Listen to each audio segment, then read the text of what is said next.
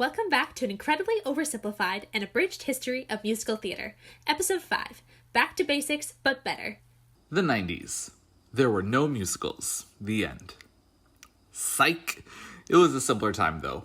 When you and your home skillet could just hang and take in a musical that wasn't just aight, but it was all that and a bag of chips. This decade would forever change the musical form, both on stage and on screen.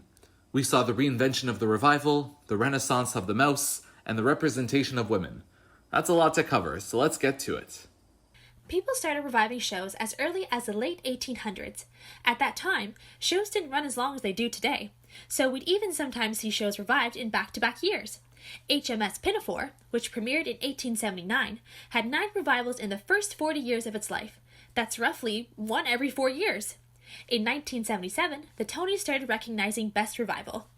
When the 90s hit, we started seeing an increase of revivals of both musicals and plays, and so they split the category.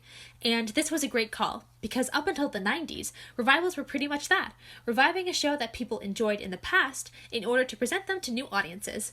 But in the 90s, directors started seeing opportunities to improve on older shows, fix the flaws from the original productions, or simply reinvent them for the modern era. Nobody benefited more from this than the composing duo Kander and Ebb. Their 2 most popular shows got huge revivals in the late 90s. First, in 1996, director Walter Bobby decided to take Chicago and strip it right down. He put the band on stage, kept the sets as minimal as possible, and let the iconic music and story speak for themselves. Changes in society due to things like the O.J. Simpson trial made audiences more open and accepting of the criminal-as-celebrity theme of the show, making this the perfect time to revive a show like this. This production is still running today, making it the longest-running revival and the second longest-running show in Broadway history. In 1998, Cabaret got a Broadway revival with a completely different tone and look to it. Directed by Rob Marshall and Sam Mendes, the biggest change came in the character of the MC, played by Joel Grey in the original and Alan Cumming in the revival. Both men won the Tony for their performance, despite them being very different portrayals. These productions would pave the way for more innovative revivals, like 2006's Sweetie Todd, which featured the actors playing their own instruments, 2013's Pippin, which introduced the added element of circus to the show, and 2015's Spring Awakening, which combined both hearing and deaf actors on stage. We interrupt this episode to bring you the tea. Actress Patti LuPone had an interesting feud with Andrew Lloyd Webber when in 1992 he promised her the role of Norma Desmond in Sunset Boulevard on Broadway after she already played it in London. Then the role went to Glenn Close, who went on to win the Tony for it. LuPone was quite angry, sued the production for $1 million, and won.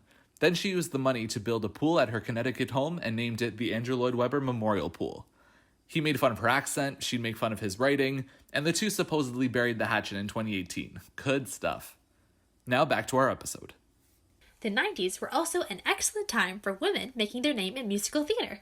Julie Taymor, writer-director, most well known for directing Broadway's The Lion King, the highest-grossing Broadway production of all time and among the longest-running. She became the first woman to win the Tony for Best Director of a Musical for this production. She also directed the hit Beatles jukebox musical film Across the Universe. Susan Stroman, who began her career as a choreographer with successful work in shows like Crazy for You, Showboat, and Big.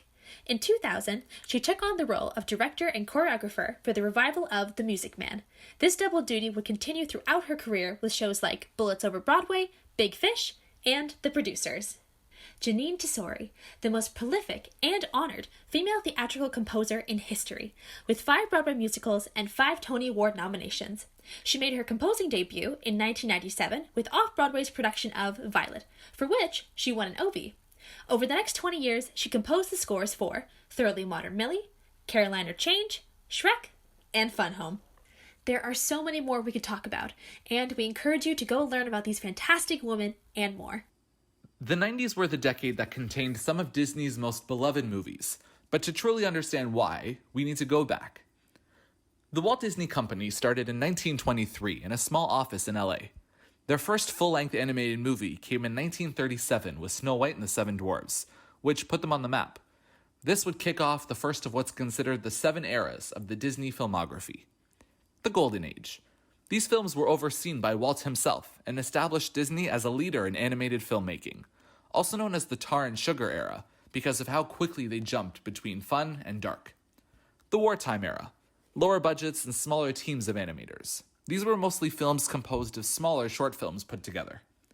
The Silver Age. Also known as the Restoration Age, these films were meant to be as visually engaging as possible. Walt's death marked the end of this era, with The Jungle Book being the last film he worked on. The Bronze Age. Not a great time for Disney. It was more of a trial and error period as they were trying to figure out what to do after Walt's death. The Renaissance. After returning to the musical, fairy tale style storytelling they were originally known for, Disney got their groove back thanks to locking in a successful animation style and a lineup of top-notch composers, allowing these movies to hold their own against the top stage musicals of this time. Disney would have 2 more eras after this, but neither would match the consistent quality the Renaissance was able to create, and they're less important for the sake of this episode.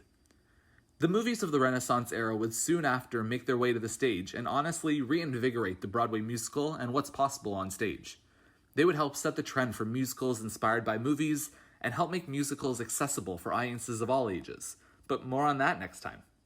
Tune in Wednesday for our next episode of An Incredibly Oversimplified and Abridged History of Musical Theater.